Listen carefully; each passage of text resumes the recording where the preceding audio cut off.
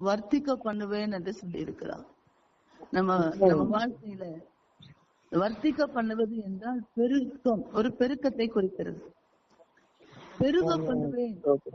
அப்போ ஒவ்வொரு நாளுக்கு நாள், ஒவ்வொரு நாளும் அல்லது ஒவ்வொரு மாசமும் நம்ம புதிய புதிய காரியங்களை, புது புது செயல்களை, புது புது சொற்களை நம்ம கேட்போம். அப்படிப்பட்ட ஆசீர்வாதத்தை குறித்து இங்க சொல்லப்பட்டிருக்கிறது, வர்த்திக்க பண்ணுவேன் அப்படி. நம்முடைய பொருளாதாரம், நம்முடைய வாழ்வாதாரம் அத்தனையும் வர்த்திக்க பண்ணணும். நாளுக்கு நாள் ஒரு விருத்தி, பெருக்கம், அது குறித்து சொல்லப்பட்டிருக்கு. நான் வர்த்திக்க பண்ணுவேன். இந்த வேத புத்தகத்துல இருக்கிற அத்தனை வாக்கு தத்துவங்களும் நமக்காக தான். யாருக்காக என்றால் நமக்காக தான். வாக்கு தத்துவம் நமக்கு சொல்லும் போது ஆண்டவர் கர்த்தருக்கு ஸ்தோத்திரம் உண்டாகட்டும், நம்முடைய சூழ்நிலைகள், நம்முடைய வாழ்க்கை, நம்முடைய தேவைகள், நம்முடைய எதிர்பார்ப்புகள், நமக்கு இருக்கிற ஏக்கங்கள், விண்ணப்பங்கள், இவைகள் எல்லாம் அறிந்திருக்கிற ஆண்டவர் இப்போ நமக்கு இந்த மாதத்துல சொல்றாரு, நான் உன்னை வர்த்திக்க பண்ணுவேன் என்று. வர்த்திக்க பண்ணுவேன். அல்லேலூயா. ஒரு பெருக்கம், ஒரு ஆசீர்வாதம், இதுவரைக்கும் இருக்காத, இத்தனை மாதங்களும் கண்டிராத காரியங்கள், இதுவரைக்கும் நடந்திராத அற்புதங்கள், அதிசயங்களை கர்த்தர் செய்வார். அற்புதங்கள், அதிசயங்கள் நடக்கும். ஏன்னா இந்த வேத சத்தியத்துல இருக்க, வேத புஸ்தகத்துல இருக்கிற ஒவ்வொன்றும் ஜீவன் உள்ளது, உயிர் உள்ளது. அவைகளுக்கு உயிர் உண்டு. சும்மா இல்ல, விசுவாசத்தோடு, அதை நம்பிக்கையோடு நாம் ஏற்றுக்கொள்ளும் போது, இந்த வார்த்தை அப்படி அல்லவா சொல்லி இருக்கிறது என்று நாம் அதை ஏற்றுக்கொள்ளும் போது அப்படியே நம்ம வாழ்க்கையில அது நடக்கும். அதுபடி நான் வர்த்திக்க பண்ணுவேன் என்று சொல்லுகிறார். பட்டணங்கள் குடியேற்றப்படும், அவாந்திரமான ஸ்தலங்கள் கட்டப்படும். நம்ம வாழ்க்கையில விருத்தி வரணும். கர்த்தருடைய பிள்ளைகளா இருக்கிற உங்களுக்கும் எனக்கும் என்ன உண்டாகணும்னா விருத்தி வரணும். ஒவ்வொரு செயல்லையும் விருத்தி உண்டாகணும்.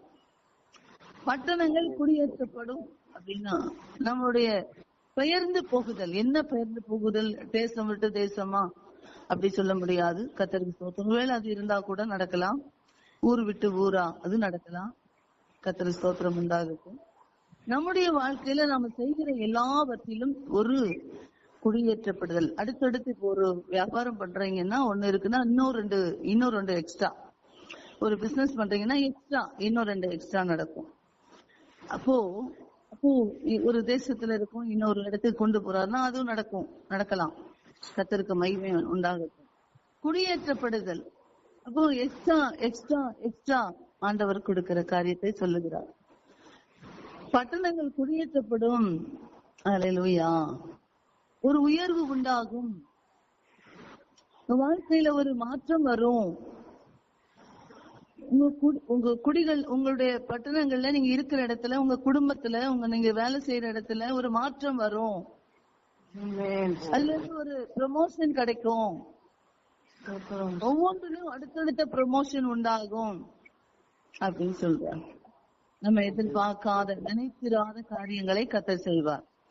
நாம நினைத்து பார்த்திருக்க மாட்டோம், எதிர்பார்த்திருக்க மாட்டோம் இப்படி ஒண்ணு நடக்கும்னு. அந்த ப்ரமோஷனை கர்த்தர் தருகிறார்.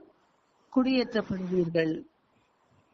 அடுத்து அவாந்திரமான ஸ்தலங்கள் கட்டப்படும். அவாந்திரமான ஸ்தலங்கள் என்று சொல்லும் போது யாருமே இல்லாத ஒரு அவாந்திர வழி.